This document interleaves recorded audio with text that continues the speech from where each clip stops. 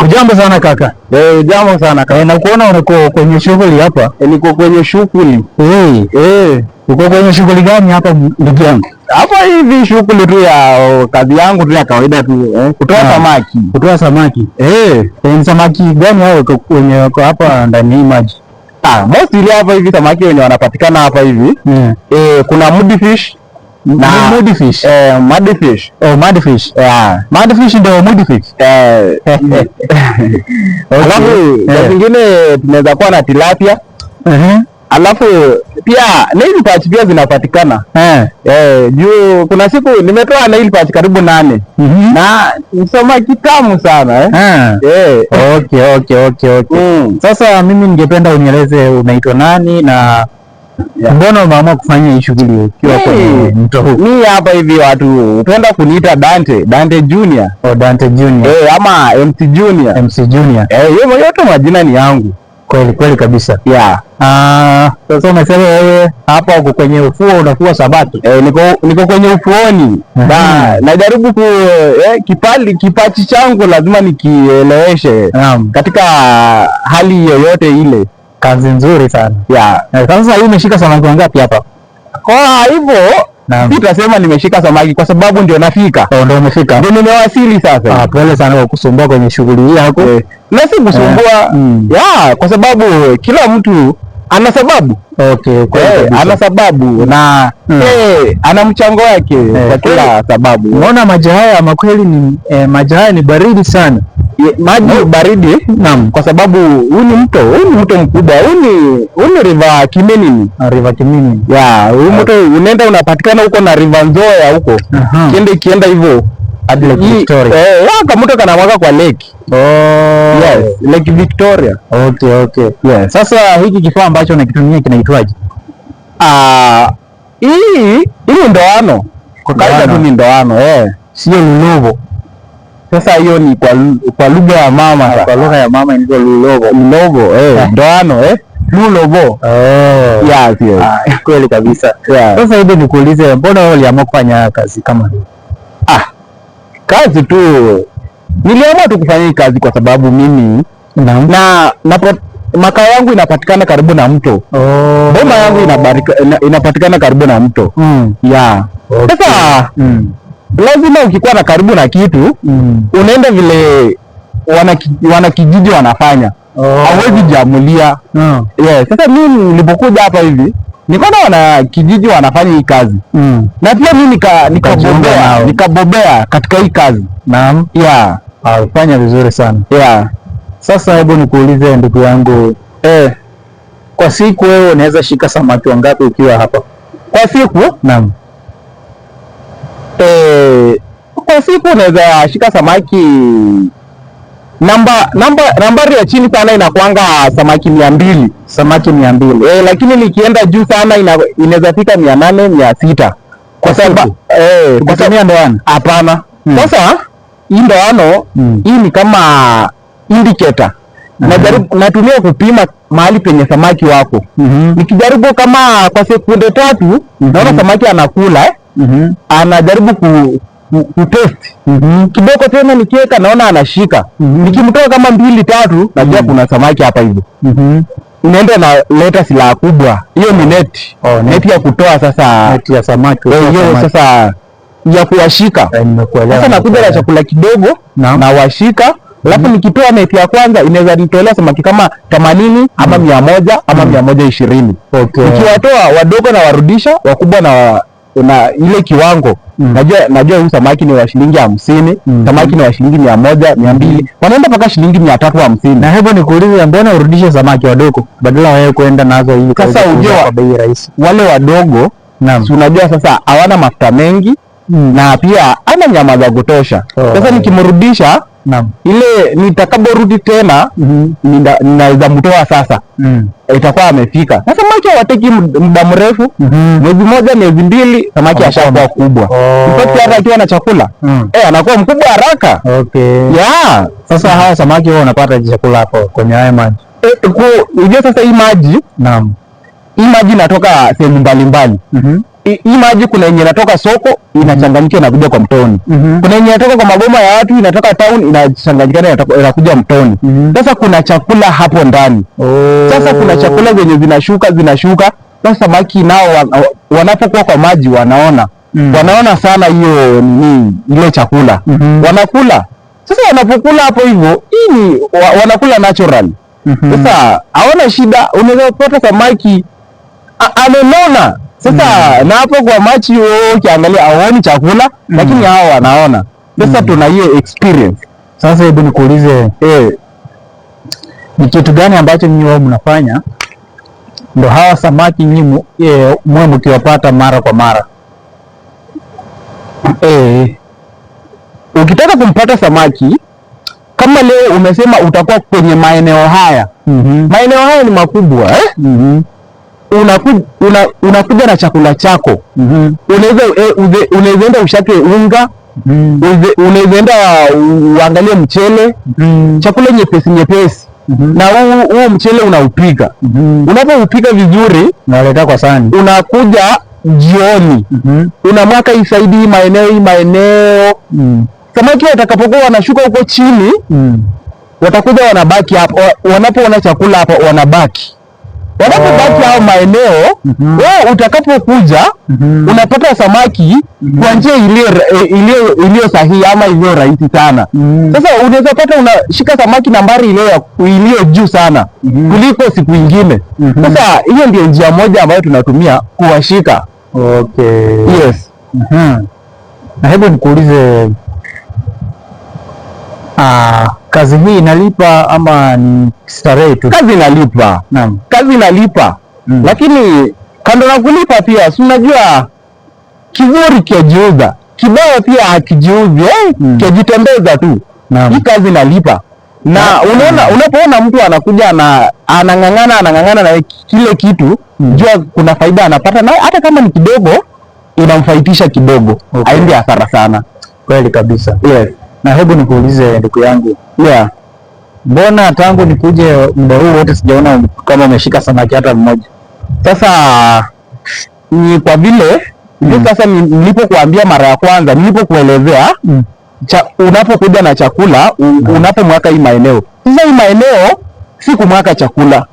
Na nimekuja tukujaribu kupima, tukujaribu tu nione hii maeneo ina samaki ama hapana. Na nimeona wako, lakini ni kidogo. Ndio hadi nimeona ndoano yangu inajaribu kukuza tu. Iko kidogo lakini hauwezi iona.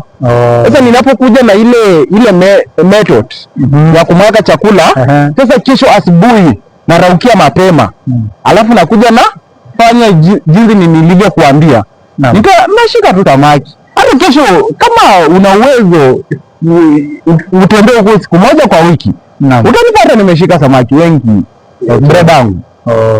Sasa hebu nikuulize ndugu yangu, kuna umuhimu gani ambao unatokana na uvuaji wako wa samaki?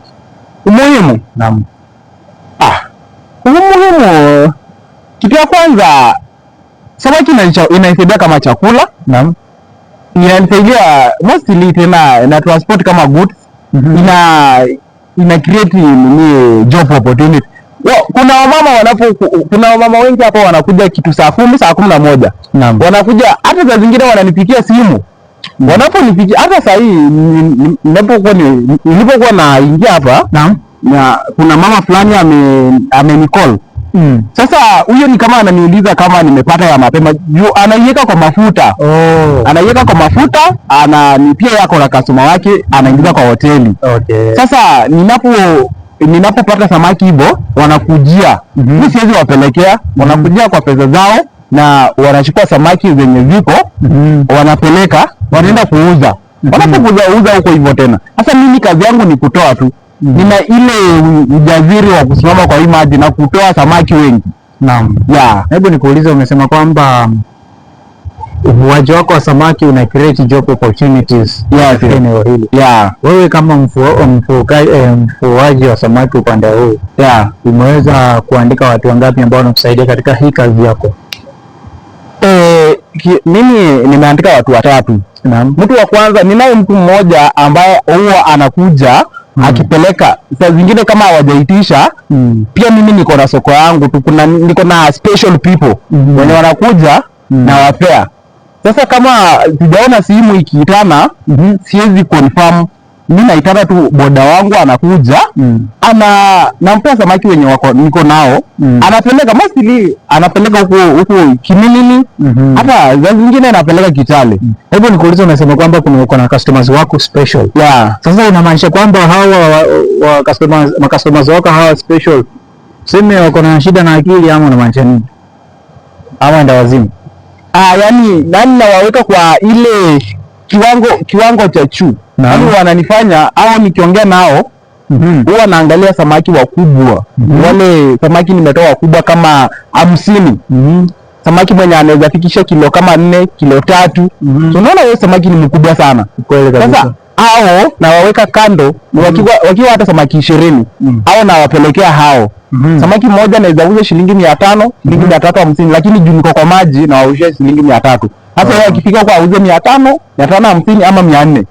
Na unawauzia. Kwa hiyo sasa hao niliwaweka katika kiwango cha juu. Hao nikawaita special. Lakini hao wa kawaida hao hivi, hata wao iwe samaki ndogo na shilingi 50 wanachukua tu zote. Wanachanganya. Pia wao juu hao wanashughulika na mambo ya hoteli. Pia hao ni mambo ya hoteli, lakini hawa niliwaweka katika kiwango cha juu kiasi. Na hebu nikuulize, nyinyi kama wafuaji wa samaki kwa ndogo, ungependa serikali ikaweza kuwasaidia na nini? Serikali mimi naonelea huku hivi tungekuwa na motorboat, kale kama mashini kadogo kakutembea kwa maji. Alafu na watu uletee net za kutoa samaki. Wakitusaidia hivyo, hatutakuwa na shida. Kwa sababu hata unaona sisi watu wenye tunatoa samaki na ujaziri, na tena unaweza pata wengine, hata unaweza pata mtu ameanguka katika maji. Na sisi ndio tunashughulika, sisi ndio tunasema wakuja wafanyaje, tunapeana habari. Na tuko na challenges ndogo ndogo, hizo ndio zinatufanya tunabaki huko hivyo. Lakini tena kando na hiyo tena unaweza pata insecurity. Unaweza toa samaki wako na hiyo siku kuna mtu anaweza kuja na anakunyang'anya samaki wako wote. Na kuna mtu mwingine anaweza kuja anachukua tu, yani anaonekana amekunywa bangi. Anakuja anachukua samaki wako mkubwa, ameenda naye mbio.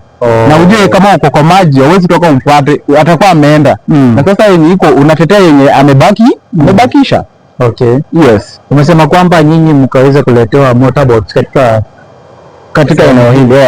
Na huoni kwamba kuna mawe hapa ambayo inaweza zuia hiyo motorboat maybe haiwezi zuia juu. Hiyo pia iko na steering, una control.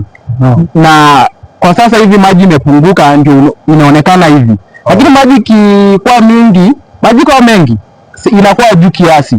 Sasa una control, unacheza kama wewe, na unaweza pata hivyo pia una enjoy tu. Unaona kazi yako inaenda sambamba. Hata sasa tunaweza increase wale nambari ya samaki ambao tunatoa, tunaweza wa increase wakuja nambari ya juu. Kama ulikuwa unatoa samaki 600, unaweza pata unatoa samaki 1200 na percentage nyingine mzuri.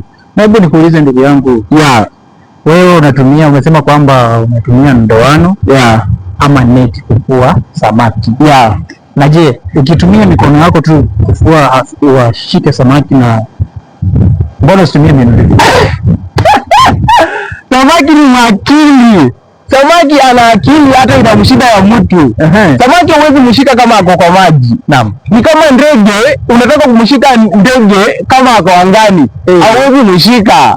Ako na akili. Akili ni moja. Na hii akili ilitolewa tu na wazungu. Akaleta kitu kadogo tu kandoano na ile neti.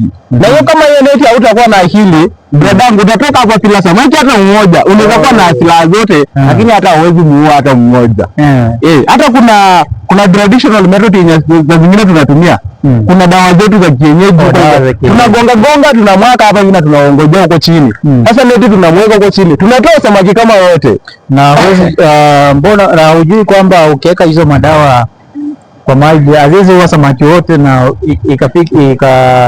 kumaliza kwenye mto huu. Hiyo dawa samaki wengine wakati mwingine hiyo dawa haiui.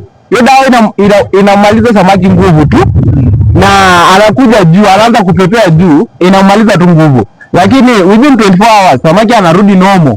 Haiwezi muua. Hata akilewa hivyo, samaki anapolewa unamshika tu kwa urahisi, unamshika tu kwa njia ile ya halali tu.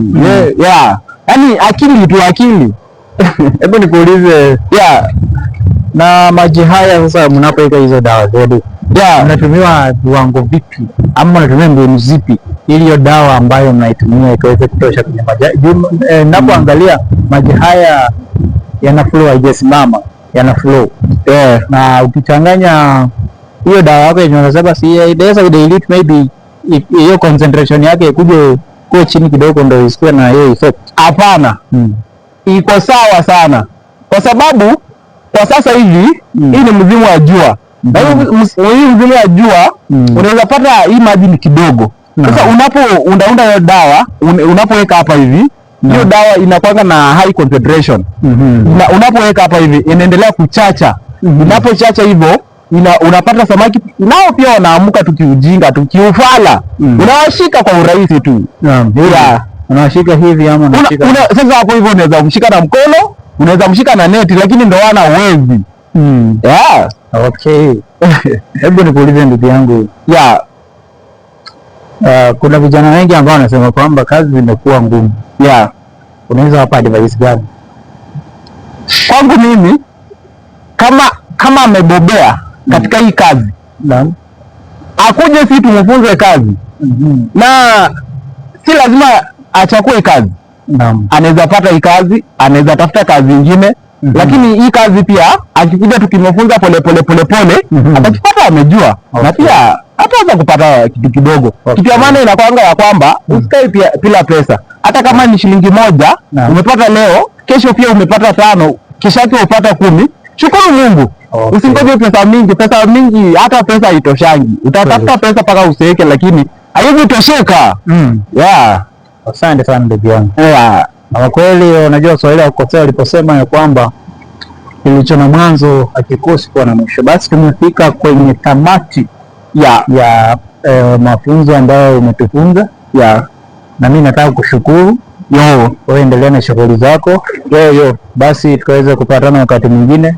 Ili nikija hapa next time, wewe umeshika samaki ili angalau tukaweza kuenjoy. Haina mambo. Sasa wacha mimi kaende zangu.